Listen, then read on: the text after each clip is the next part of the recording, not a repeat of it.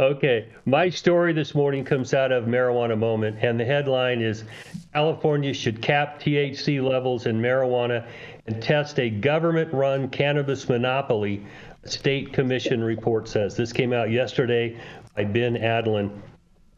As I was reading this, I got to tell you, the cynical side of me was just chomping at me. I was just pissed off reading this because I was pursuing medicine early in my life. I learned medicine in the 70s and been married to a physician for a long time, defended physicians, practiced for over a dozen years. I know physicians pretty well, and they're a bunch of weak-kneed handy waste. They're afraid to go say anything that bucks the government. And in California, the Department of Public Health, excuse me, put together a panel called the High Potency Cannabis Think Tank. When they call it a think tank, it automatically kicks in my cynical side because my brother-in-law was a college professor for decades. And when you get into academia, if you pay for a study, academics will mentally masturbate and come up with all sorts of new terms, and they'll basically tell you whatever the study payers want you to say to them. So some of the ideas from these rocket scientists, and I would say that they probably are very smart, but physicians now don't have the nutsack anymore. They're afraid to say shit to the government that the government doesn't want to hear. Here's some of their ideas. Cap THC in concentrates at 60%, a flower at 25%, make sure that there's no more than 10 milligrams in any particular edible product, and that would include Jason's favorites, soft drinks. Okay. If you go above 33% for a concentrate, it goes into plain packaging, no branding, no trademarks, none of that stuff. If it's above 20% in flour, same thing, no branding, packaging. And if it's greater than 10 milligrams per serving, again, plain packaging. Just delusional about the marketplace out there. They also point to 50% of California where you can't get a license. You can deliver there, but you just can't get a license to have a dispensary. They want government-run dispensaries like they have alcohol shops in Mississippi. Okay? That stuff is just nonsense. Now, they want the taxes to be based upon the potency. Okay? That might be, I mean, if they lower taxes, I'm good with that. And the higher potency might consider to be, taxed. Alcohol at 151 is typically the limit where they limit potency of alcohol. And that's because that's the first run through a distillery. It comes out 75% alcohol. Above that, it's very potent. Probably shouldn't do it. But, taxing for potency, that might be something to talk about. Again, they want to limit the advertising that appeals to kids. And their goals are to decrease cannabis use disorders, decrease mental health consequences, decrease use and frequency in people under the age of 21, decrease driving while under the influence of cannabis, and decrease the use during pregnancy. We just talked about this bullshit. Okay? They also don't want any flavors in any inhaled products. Menthol, mint, none of that. Chocolate, none of it. Take it all out.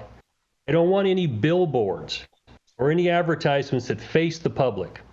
Okay? They want to track all negative outcomes through health care facilities, emergency rooms, hospitals, urgent cares.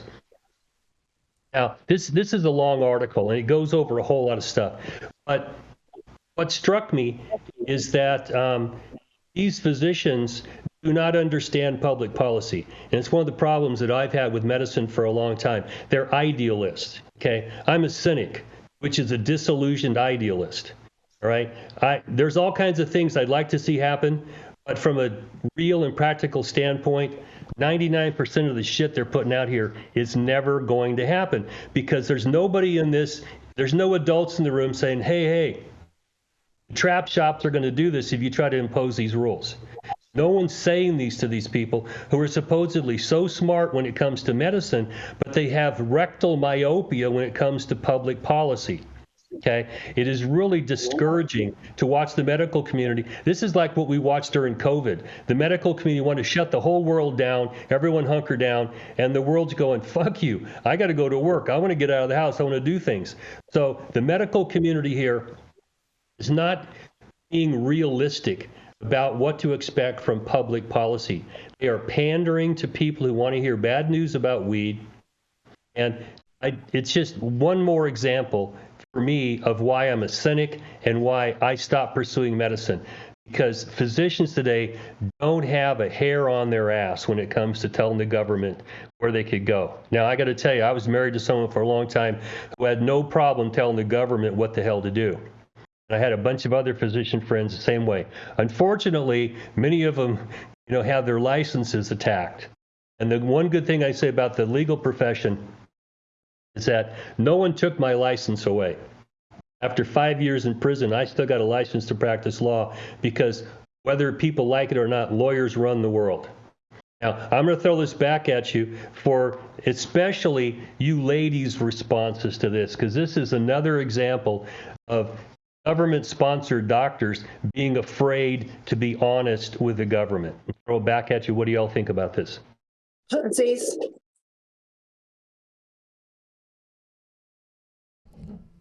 Rico, you're on mute. What'd you say, Jenny? I said Rico's on mute, and I also said these doctors are pussies. Yeah, I said, doesn't California already have a state-run government monopoly? They're pandering for pharmaceuticals. Yeah. Because they'll give you a prescription for Marinol. Well, I mean, that was just like in the article that I covered, Dale, when the doctor said that women shouldn't be using cannabis for nausea or whatnot, that they should seek pharmaceutical drugs from their doctor. Yeah. This is the same I had thing. a patient one time, a client one time, whose mom took anti-emetic drugs during pregnancy, and he ended up with hands on his shoulders and feet at his hips and no arms and legs.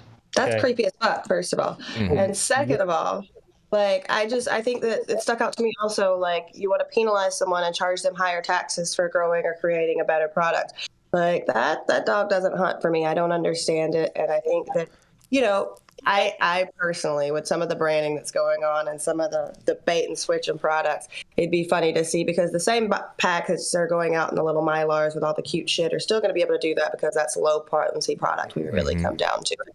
But it would be funny to see whose weed would sell if they weren't able to put all these little kitschy branding things on there.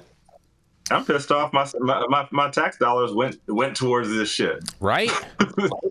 This is definitely some pork spending right there, Rico. You're right about that. God damn. Mm-hmm. Well, they call it a think tank. At that point, you should just walk away, leave the room. Because I don't know anybody that's that smart that I'm a think tank. Yeah, that's nonsense. What were you saying, Rachelle? Oh, just that I totally agree with the concerns over the fact that if you have THC caps, people are just going to go back to the trap to get what they want. It's just like, it's so ridiculous that people don't think or talk about that, to Dale's point. Yep. I think this is when we say stop the cap and weed for the people. When I read this, there was nobody on this panel that I could see was a social psychologist, a sociologist, a criminal justice expert. Because are you saying it was biased?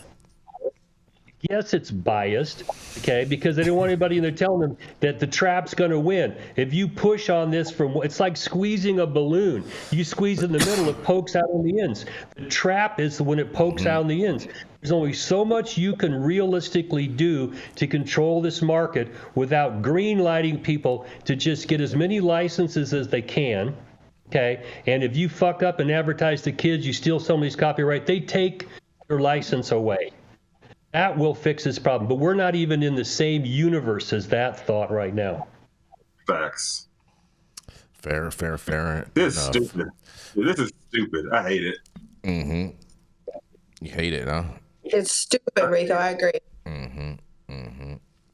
I'd like to sting them right in the neck. Are you ready, Adam? Yeah, California's ROI is dwindling every single day. Let's throw them up. Let's throw them. We got some surprises for you guys watching. We got we got some surprises right there. Put up the one where Rico looks like he's sniffing jasmine. There we go. There we go. There we go. Yes. I was thinking about 4 in the morning. You had a Biden moment. It's okay, Rico. I was very sober. That's cute. You look sober in that photo, Rico. I have no idea where my trident is. It's gone somewhere. Oh man, I bet. All right, hold on. You're Let me throw funny. this in here too. Oh, that one's awesome right there. Yeah, she makes a That's my favorite. great Ariel, little Zozo. Yes, little panda. Yes. And after that heartfelt Halloween moment, we're gonna go to a commercial, and we're gonna be right back.